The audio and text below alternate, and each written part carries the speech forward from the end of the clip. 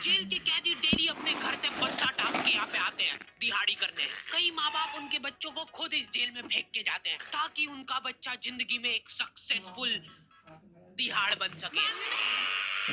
दरिंदे रोक दे बच्चा। मैं अपनी दिहाड़ी करने वैन से जाता था।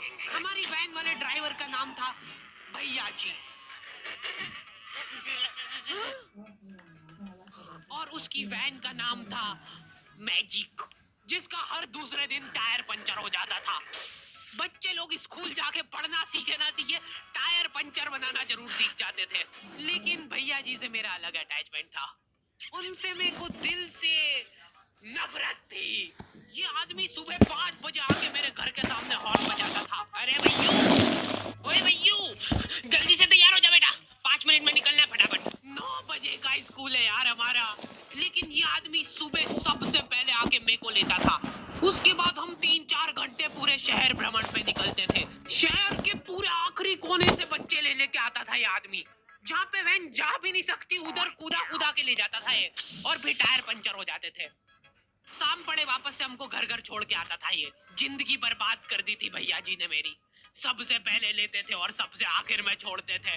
लेकिन मैं फिर भी उसी वैन में जाता था क्योंकि चमेली भी हमारी वैन में आती थी। और बात यह है कि वो मेरे पास ही बैठती थी, मतलब मजबूरन। उसके पास और कोई ऑप्शन ही नहीं बचता था और मैं बचाता भी नहीं था। मैं घर पे जाते थे, 2-3 घंटे मेरे को सोने के लिए मिलते थे, उसमें सोता नहीं था और मैं प्लानिंग करता था कि कैसे चमेली सिर्फ मेरे पास बैठे। चमेली सबसे आखिर में आती थी और मैं सबसे पहले सुनसान वैन में चढ़ के बस्ता अपने पास में रख के और फसर के सो जाता था। बाकी सारे बच्चे अपना बस्ता गोदी में रखते थे क्योंकि तुम्हारे बाप की वैन नहीं है, मतलब मेरे भी नहीं थी। पर मेरे ऊपर भैया जी को तरस आ जाता था कि बेचारा 5 बजे से आया है, तो वो सोने देते थे।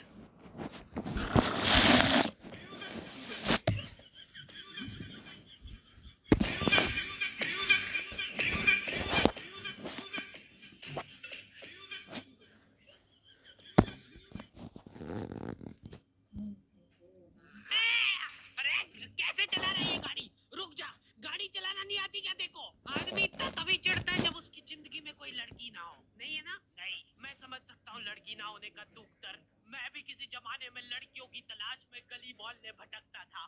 फिर एक दिन मेरे पास से वो निकली। जैसे ही मैंने हैपन खोल के देखा, उसकी आईडी मेरे फोन पे चमक रही थी। हैपन, ये एक रियल लाइफ डेटिंग ऐप है। यहाँ पे तुमको वो लोग मिलेंगे जो तुम्हारे आस पड़ोस से निकले हो कभी ना कभी। 100 किलोमीटर दूर रहने वाले लोगों से बात करके फायदा ही क्या जब तुम मिल ही ना पाओ। और अगर तुम्हारी घिनौनी शक्ल देख के यहाँ पे तुमसे कोई प्यार मोहब्बत नहीं भी करता है तो तुम फ्रेंडशिप तो कर ही सकते हो फिर भी। So go and check it out happen. Link is in the description. लेकिन मैं सोता नहीं था। मैं आंख बंद करके चमेली के घर का इंतजार करता था। तो क्योंकि चमेली आखिरी में आती थी तो वैन पूरी पैक पुक हो रखी होती थी, बच्चे बाहर उबल रहे होते थे और मैं अपना बस्ता पास में रख के एक्टिंग देखो एक्टिंग। और जैसे ही वो आती थी, हड़बड़ाना नहीं, ऐसे टाइम पे हड़बड़ाते नहीं है कि फटाफट बैग उठाया और आओ इधर बैठो जल्दी। मत करना ये हरकत, भाग जाएगी वो। ठरक नहीं झलकना चाहिए जरा सिक भी, एकदम सटल रखना है। क्या हुआ? और कहीं जगह नहीं है क्या? तेरे मुंह में मुंह दूंगा मैं। अच्छा ठीक है, इधर ही बैठ जाओ। देख रहे हो एक्टिंग, देखो तुम लौंडे की। ना जाने कौन सी नशीली खट्टी मीठी खुशबू लगा के आती थी चमेली। आज तक उसकी खुशबू है मेरी नाक में। मैं वो खुशबू का पूरा मजा ले ही रहा होता हूँ, इतने में एकदम भभका बास आती जनेका से। जैसे ही मैं बाहर झांकता हूँ, मरा हुआ कुत्ता पड़ा है वहाँ पे। एक काली कार सूख करके निकली और मेरे बच्चे को मार दिया। कैसे करके निकली? शूक। ऐसे नहीं निकली थी, मैं यहीं पे खड़ा था, वो कार आई थी और जैसे ही वो बच्चा नीचे आया तब वो खड़ा, वो बच्चा चिल्लाया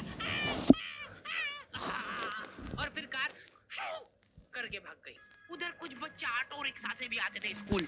ऐसा लगता था कि पूरे स्कूल के बच्चे इस एक ऑटो रिक्शा में ठूस ठूस के ले जाता है वो। ये ऑटो वाले और भैया जी दोस्त थे और अब ये बीच सड़क पे रेसिंग लगवा रहे। इनकी गाड़ियां उबला रही है बच्चों से, पर फिर भी नहीं मान रहे ये लोग। स्कूल जाके वो पीछे मुलट के देख रहा है तो एक बच्चा नहीं बचा उसके ऑटो रिक्शा में। हमारे भैया जी बेचारे पीछे से उनके गिरे हुए बच्चों को उठा उठा के ला रहे थे। ये सब हरकतें करके हम लोग जैसे तैसे कैद खाना पहुंच जाते हैं। सुबह 5 बजे से निकलने के बावजूद हम लोग लेट पहुंच रहे हैं वहां पे पहुंच के हमने देखा कि 4 लौंडे मरे हुए पड़े हैं जिनको डॉन ने मारा है। डॉन हमारे स्कूल की इंचार्ज थी। डॉन का कद छोटा था और पेट मोटा था। और आश्चर्य की बात यह है कि समय के साथ उसकी हाइट कम हो रही थी। मतलब बड़े नहीं बड़े वो चलता है एक बार को, पर इसकी कम हो रही थी। डॉन बहुत स्ट्रगल करके कार से स्कूल आती थी खड़े होके, क्योंकि बैठ जाए तो उसको सामने की सड़क नहीं दिखती थी। वो अलग बात है, खड़े होके भी पूरा नहीं दिखता था। हर रोज 2-4 कुत्ते कुचलते हुए आती थी वो। फिर मेरे को समझ आया कि रास्ते में जो कुत्ते दिखे थे वो डॉन इस कैद खाने में छत पे बैठी रहती थी स्नाइपर लेके। कोई भी कैदी कुछ गलत गतिविधि करता हुआ दिखता था तो वहीं पे, मैडम इनके लाश का क्या करना है? अरे ये तो आपको पता ही है। कहाँ रह गए थे यार झमू दीदी? फटाफट ये खून वून साफ करो। झमू दीदी बुलेट से स्कूल आते थे और ये अफवाह फैली हुई थी पूरे स्कूल में कि उनके घर पे मर्सिडीज भी है। लेकिन झमू दीदी हम्बल रहना पसंद करते हैं। ऐसा कहा जाता था कि ये स्कूल ऑन पेपर झमू दीदी के नाम पे ही है, पर वो हम्बल रहने के लिए यहाँ पे झाड़ू पोछा लगाती है। वैसे मैडम इन्होंने करा क्या था? गैर कानूनी पेन फाइट का सट्टा खेलते थे ये लोग क्लास में। उससे मेरे को प्रॉब्लम नहीं है, मेरे को क्यों नहीं? हाँ, हमारी क्लास में पेन फाइट का सट्टा चलता था। हमारे इधर जो लौंडा पेन फाइट में जीतता था, सामने वाले का पेन उसका हो जाता था। कुछ बच्चे अपना सब कुछ दांव पे लगा देते थे और कर्जे में डूब जाते थे। फिर भी वो लोग हार नहीं मानते थे और अपने दोस्त से पेन उधार लेके खेलते थे और वापस हार जाते थे। तो अब क्लास में कुछ बच्चों के पास पोटला भर के पेन पड़ा है और कुछ बच्चों के पास पेन ही नहीं है। पेन इस कैद खाने की करेंसी थी। जिसके पास जितने महंगे पेन उतना रईस। यहाँ पे ब्लैक में पेन इधर उधर होते थे। नॉर्मल लोगों के पास होते थे 5 रुपए वाले जीफी जेल, जो कि तुम एक पन्ने पे लिखोगे तो पीछे 10 पन्ने तक छप जाएगा। और उनसे भी गए बीते लोग होते थे जो 3 रुपए वाला यूज एंड थ्रो लेके आते थे और उससे भी उनकी अच्छी राइटिंग आ जाती थी। बहुत चिढ़ मचती थी यार मेरे को उनसे। और कुछ चुनिंदा रईस लोग होते थे जिनके पास होता था ट्राईमैक्स। हर बच्चे का सपना होता था कि उसके पास एक ट्राईमैक्स हो, साथ में आसपास 2-4 लड़कियां हो। जी, मेरे को प्लीज मेरे को यहाँ पे ऑटोग्राफ दे दो। ये लो। ट्राईमैक्स किंग के ये ट्राईमैक्स क्या बात कर रही है? सही में एकदम रईस लोग ही अफोर्ड कर पाते थे ट्राईमैक्स। वो बाबड़े भी एक एक अक्षर लिख के रिफिल खोल के देखते थे। खाली हो रही है तो एक बार एक रईस बच्चे का ट्राईमैक्स चोरी हो गया। पूरे स्कूल में हाहू मच गई थी।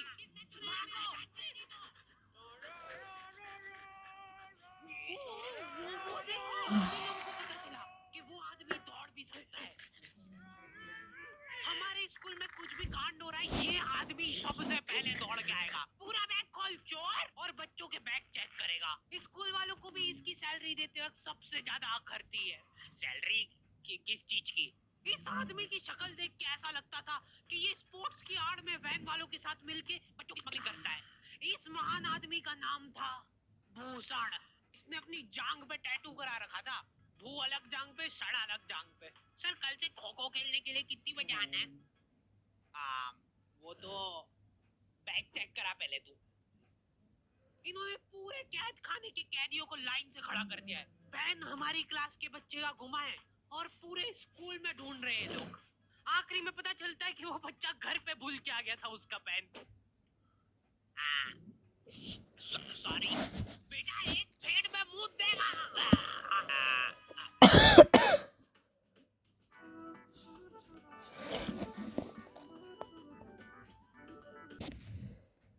और टीचर लोग उनसे भी गए बीते थे।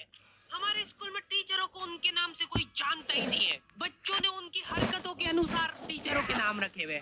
हमारे इंग्लिश वाले टीचर का नाम था छोटा भीम। इससे चिड़चिड़ा आदमी मैंने आज तक नहीं देखा। छोटा भीम की हॉबी थी लड़कों को कूटना। उस बेचारे की हाइट छोटी थी तो बच्चे के मुंह तक उसका हाथ ही नहीं पहुंचता था। बेचारा उचक उचक के मारता था, फिर भी कमर तक ही हाथ पहुंच पाता था उसका। एक पॉइंट पे मेरे को ऐसा लगने लग गया था कि उसको सैलरी लड़कों को कूटने की मिल रही है। कभी किसी बच्चे को बहुत ज्यादा मार दिया, घायल हो गया वो बेचारा, ये लो आपका एक्स्ट्रा बोनस। होमवर्क तुम्हारा बाप करेगा क्या? सर मेरे पापा मर गए थे। तू भी मर जा। ये लो। अरे वाह। नहीं चल रही, सांस तो नहीं चल रही है। हाँ, कंफर्म कंफर्म मर चुका है ये। ओह, ये लो, आपका प्रमोशन हो गया है। लड़कियों से उसका अलग अटैचमेंट था। कौन सा परफ्यूम लगा के आई हो? सर थोड़ा थोड़ा दूर रहो। अरे मैं कुछ कर थोड़ी ना। भोली सी सूरत और आंखों में ठरक लेके स्कूल आ जाता था ये daily. So this means that he will jump over it and then he started. ये आदमी इंग्लिश को इंग्लिश में ही ट्रांसलेट करके चल जाता था हमारी नंगी आंखों के सामने। इधर वॉशरूम में मौत का नंगा नाच मचा रखा था लॉन्डो ने। 4 लौंडे दिन दिन भर वॉशरूम में जाके खड़े हैं, कुछ भी नहीं कर रहे वो लोग वहां जाके। उनको बस मन की शांति मिलती है वहां जाके।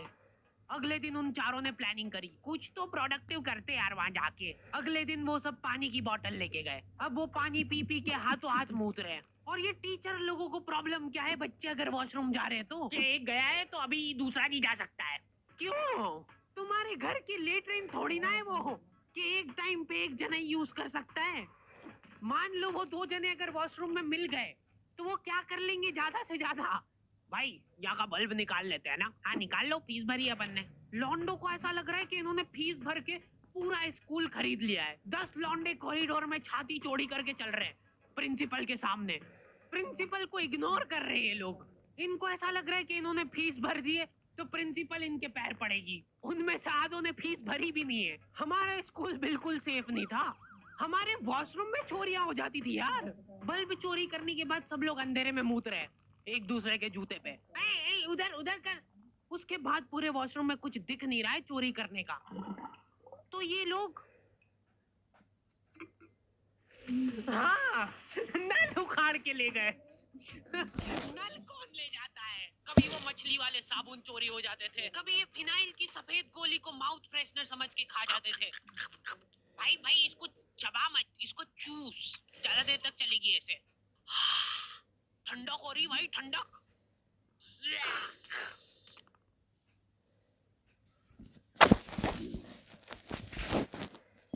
ओके तो द एंड हो। अब कोई भी रोएगा नहीं। और किधर गया? वो मर चुका है। लो भाई